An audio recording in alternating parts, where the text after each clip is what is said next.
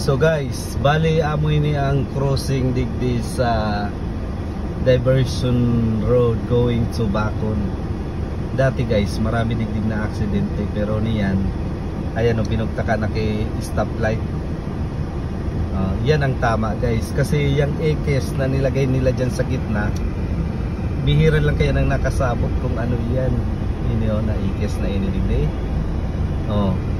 Kaya maho na ining mga both ways na nag-aagi, pareho silang may right of way. Kaya tama talaga yung pinugtak nila dyan na ano, stoplight, para aram nila, kasi mas common yung stoplight. Pag red, stop talaga. Pag green, abo yan ang may right na mag-go.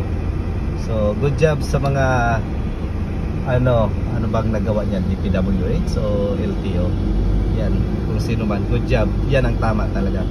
So amoy ni ang inyong lingkod, si Ben Reklamador, ang reklamador ng bayan.